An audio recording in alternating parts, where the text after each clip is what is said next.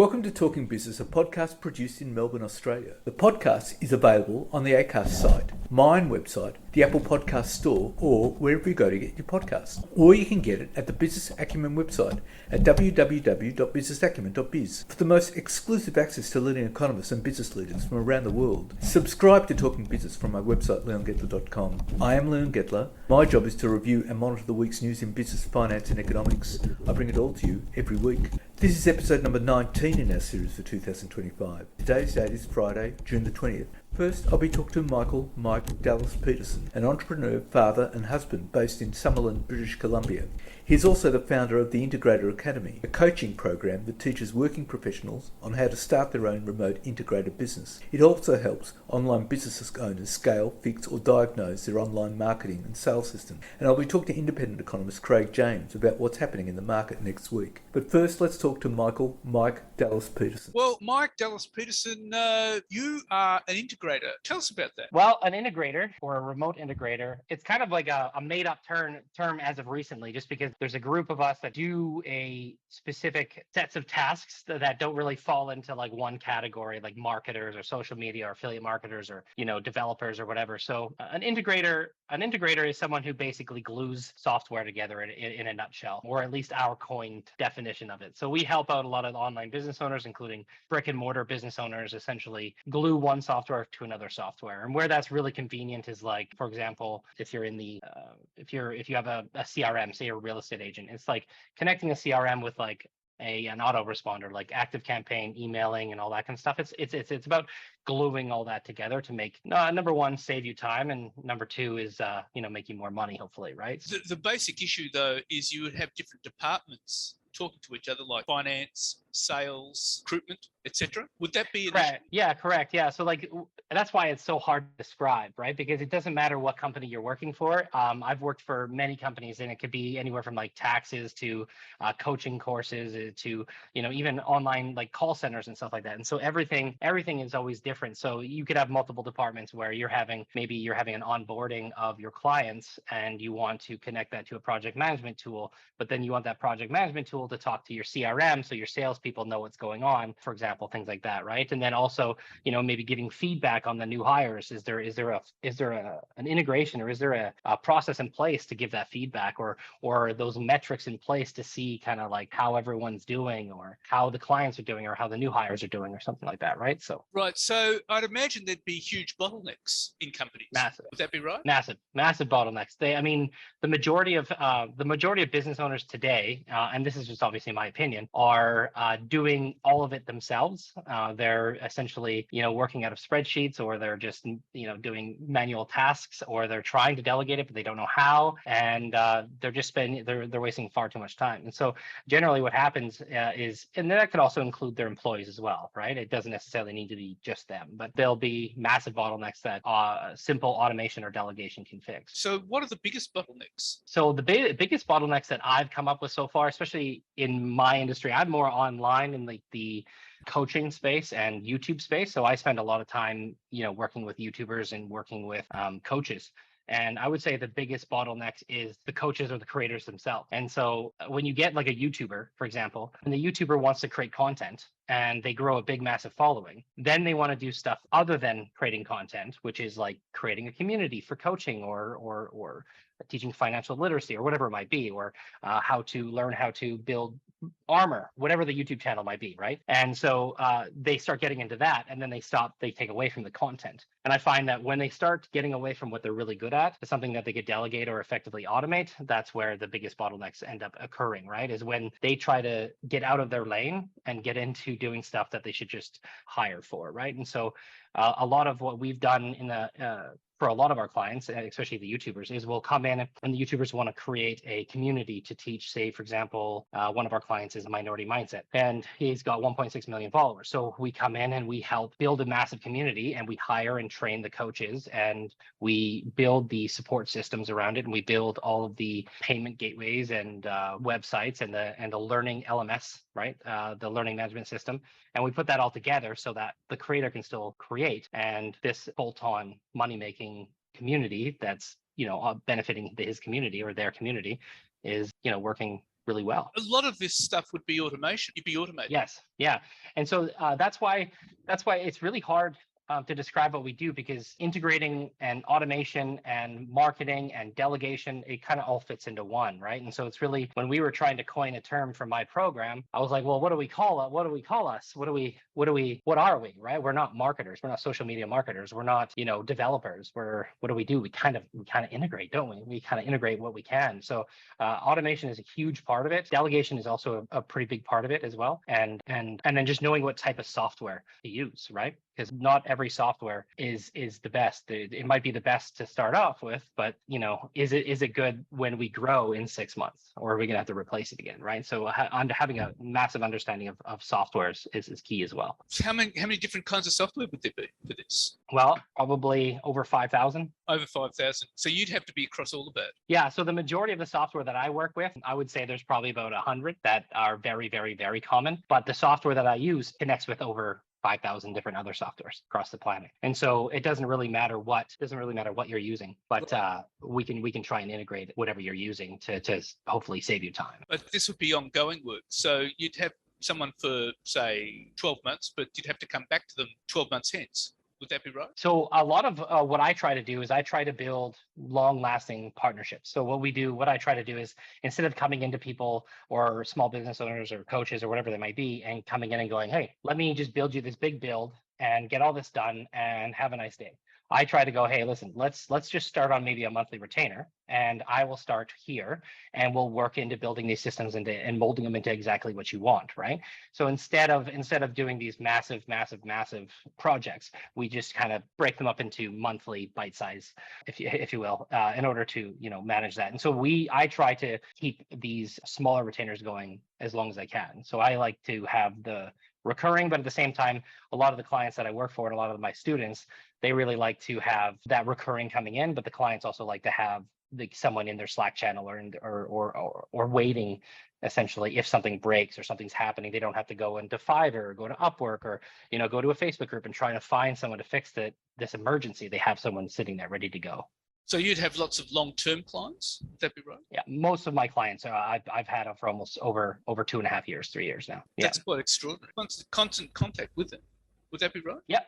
Yeah. So have you ever heard of a software called Slack? Yes, of course I have. Yeah. So one of the softwares we use is Slack, and I have about 12 different Slack channels or Slack workspaces in mine right now. It's only about 12, but as I gain more clients and lose clients, that's how my Slack channels work. So we manage all of my clients inside of a Slack channel. And so that's why I built the Remote Integrator Academy, or the Integrator Academy, sorry, is because I can't physically take on more work myself, right? I just can't.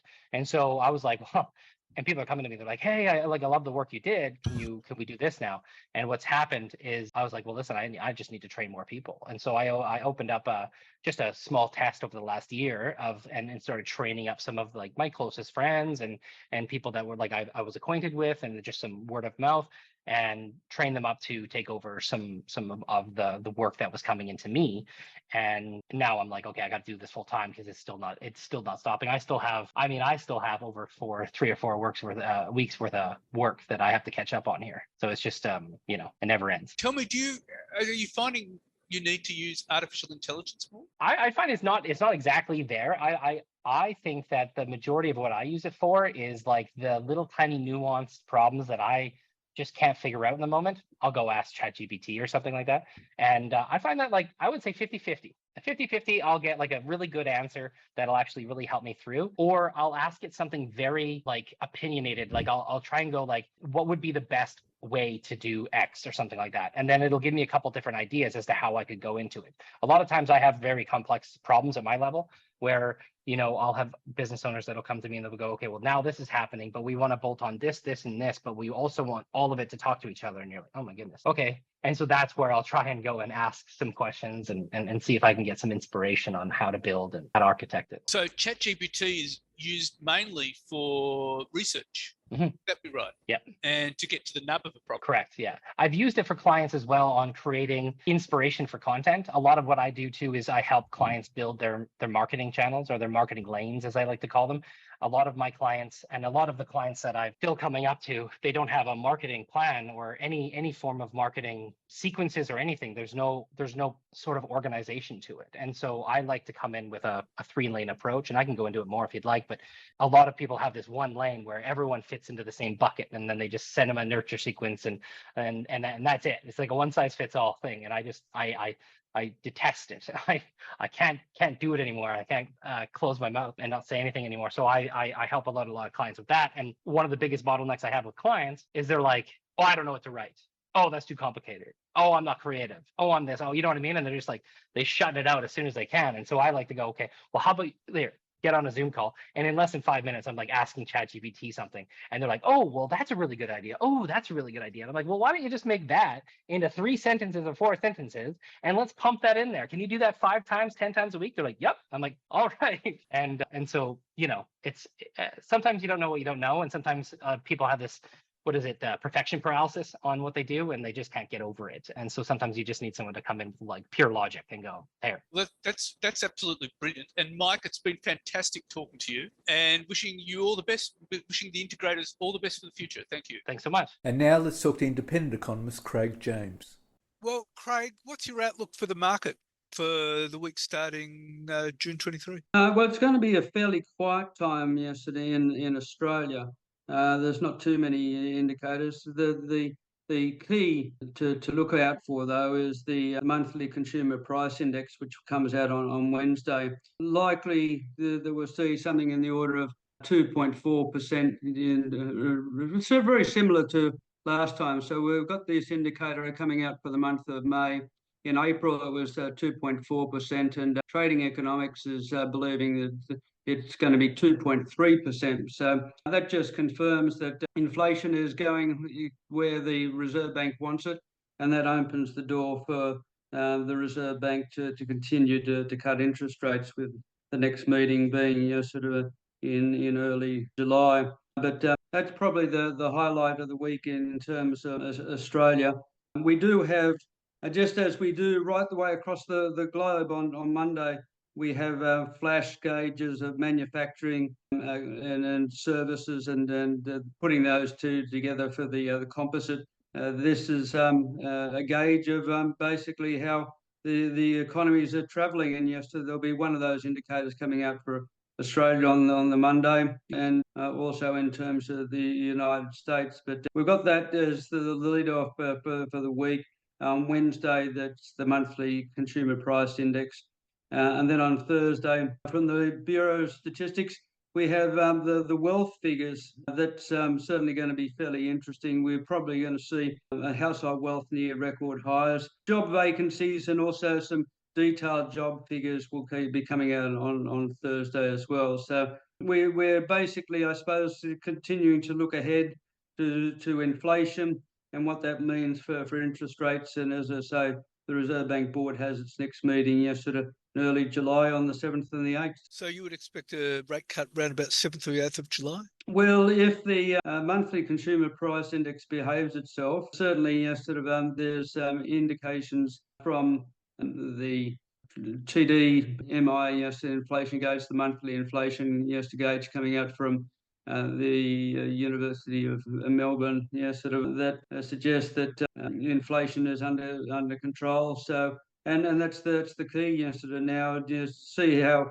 inflation is faring up, and also to make sure that there's not problems down the road with too much activity in terms of consumers or business spending. And that's really not the case at the moment. People are fairly cautious. But as I say, the finance and wealth figures, the Bureau of Statistics got coming out on Thursday. We'll get a bit of interest about how wealth is travelling, and we'll see in terms of the job market and in terms of job vacancies. But if we look at the United States in a little bit more detail, we do have to wait till Friday to get the latest gauge of inflation, the private consumer expenditure deflator. It's a long-winded term, but it's the Federal Reserve's main gauge in terms of inflation. And it's being very much behaved as we're seeing in Australia as well, sort of in terms of prices. But we don't see the full effects yet, sort of tariffs, sort of coming through. But the private consumption expenditure deflator, 0.1% is expected, or 2.2% annual, and the core rate around about 2.5 or 2.6. So that means that the Federal Reserve will remain inclined to cut interest rates as well. But over the other indicators, we do have, as I mentioned, the Flash Manufacturing and Services Index, the key up-to-date gauge about how activity is travelling. That's on Monday. We've got existing home sales. Then on Tuesday, the current account deficit, the broader measure of trade. And this is one that the new administration may sort of focus on a little bit more, that they have got a very significant current account deficit in the United States, and that's what they would like to address. Home prices are also out on Tuesday, and then we've got new home sales on Wednesday, and then as I say, the private income and spending figures and the measure of inflation on Friday. And before that, the final GDP figures for the March quarter will be coming through on the Thursday. So it's really one of those weeks which sets it up for interest rate changes, so down the track, and that's the key thing that we're looking for at the moment, to what's happening with inflation. Well, the key for the Federal Reserve is that they know that the Trump tariffs will take months to take effect. So the inflation figures might not pick up until much later in the US. Well, yes, and the interesting thing, I suppose, in terms of the tariffs is that there's much fanfare, so at the beginning, so the tariffs were going to be applied on basically, so every country on earth, and it's going to be fairly significant increases. But as the administration has gone on and sat down with some of the countries and sort of come to agreements, things have softened somewhat. So it is one of those variables which has been more fluctuating in terms of the activity, but we do have to watch that to see sort of whether prices are elevated, at least temporarily, by sort of an increase in tariffs on foreign goods. Indeed, and so we'll have to wait and see for that. Now, with the inflation figures in Australia, do you expect them to stay low, keep going down, or what? Well, it gets down to demand and supply. They're old economic favourites, so demand and supply determining price. And we do know that sort of demand has softened a little bit. We've had an interest rate cut, but people aren't going crazy sort of out there. Sort of still a fair degree of caution. So, but we are down in the 2 to 3% band now. And the expectation is that it's likely to stay down there. So that's the all important thing, which the Reserve Bank will continue to focus on. Sort of, is inflation under control, and is it going to stay under control? And those are the two key questions. Well, the issue too is that it looks like people have not actually been spending any of their tax cuts; they've just been saving it. Yes, well, I suppose that's the new Australia. You go back 20, 30, 40 years, sort of the expectation was that if consumers got any increase in wages or any sort of reduction in interest rates, and sort of less in terms of loan instalments, sort of that they go crazy and go out there and spend like there's no tomorrow. But that's not the case now. People sort of are looking sort of fairly carefully at the figures, and we do know that the job market still remains relatively firm, and but there has been sort of some slowdown in terms of new migrants coming to Australia, and that takes away momentum from the economy. Right, because the latest growth figures have not been that great. No, when you look at the last GDP figures, I think, what was it, 0.2? So you can't say that we were spending like there's no tomorrow when you sort of you've got gross domestic product or economic growth, sort of at a very, very modest pace. Right. Okay. So the big one to watch out for next week will be the CPI figures. Yeah, monthly CPI, sitting in Australia on the Wednesday, and then on Friday in the United States, the measures of prices deflators, which come off the personal income and spending figures. So we've also got other things to watch out for, I suppose. Yes, durable goods, a measure of investment that's happening sort of next week. Trade figures, they're both on Thursday in the United States, and of course things like current account on the Tuesday, and then the trade figures, which are on Thursday. That'll see a degree of interest because it has been, yes, very much the focus about the tariffs and whether tariffs are going to be applied and how much they're going to be applied, and yes, when they're going to start. So certainly it has occupied people's attention, yes, in recent times. Well, Craig, it's been fantastic to talk to you. Thank you very much for your time. Not a problem. So what's happening in the news? Well, the G7 is unlikely to come to any common agreement, with Donald Trump saying removing Russia from the former Group of Eight over a decade ago had been a mistake. Canada has abandoned any effort to adopt a comprehensive communique to avert a repeat of the 2018 summit in Quebec, when Trump instructed the US delegation to withdraw its approval of the final communique after leaving. The once tight-knit grouping has struggled to find unity as Washington retreats from multilateralism, and Trump overtly expresses support for Russian President Vladimir Putin. G7 leaders from Britain, Canada, France, Germany, Italy, Japan and the US, along with the European Union, are convening in the resort area of Kananaskis in the Canadian Rockies until Tuesday. Speaking alongside Canadian Prime Minister Mark Carney, Trump said the former Group of Eight had been wrong to kick out Russia in 2014 after it annexed Crimea. This was a big mistake, Trump said, adding he believed Russia would not have invaded Ukraine in 2022 had Putin not been ejected. Putin speaks to me, he doesn't speak to anybody else. He's not a happy person about it. I can tell you he basically doesn't even speak to the people that threw him out, and I agree with him, Trump said. Though Trump stopped short of saying Russia should be reinstated in the group, his comments raised doubts about how much Ukrainian President Volodymyr Zelensky can achieve when he meets the leaders on Tuesday. European nations say they want to persuade Trump to back tougher sanctions on Moscow. Zelensky said he planned to discuss new weapons purchases for Ukraine with Trump. Trump spoke on Saturday with Putin and suggested the Russian leader could play a mediation role between Israel and Iran.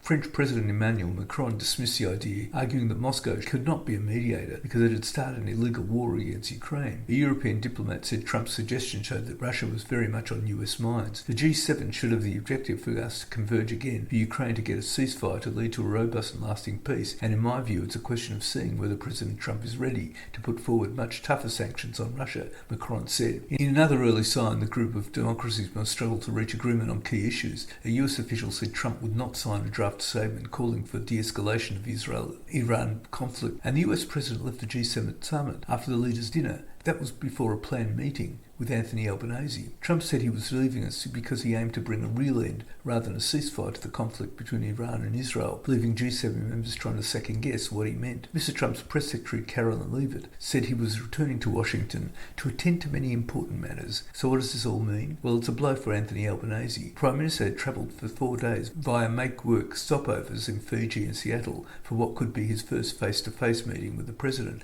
and in one fell swoop, it fizzled into nothing. There appeared to be no signs the PM was aware Trump could cut his time at the G7 short. He was asked just minutes earlier if he was concerned their meeting would address Trump's tariffs on Australia and the future of AUKUS. The discussions on AUKUS had great urgency, given the US announced last week a 30-day snap review of the defence agreement between it, Australia and Britain, with the implications the review would act as leverage to force Australia to spend more on defence, and Albanese come well prepared with arguments on both subjects. And the Middle East conflict and the prospect of a protracted regional fight has put investors and business leaders on edge as a sustained move higher in oil prices recalls memories of the Gulf War when energy inflation collided with recessionary conditions in the US, the world's biggest economy. Direct Israeli strikes on Iran's South Park gas field and a Tehran oil depot have raised fears of a threat to international supplies, while the Straits of Hormuz may be vulnerable to any retaliatory attacks, hobbling a major shipping route for both crude and Qatar's LNG. Tehran might continue to target Israel and vice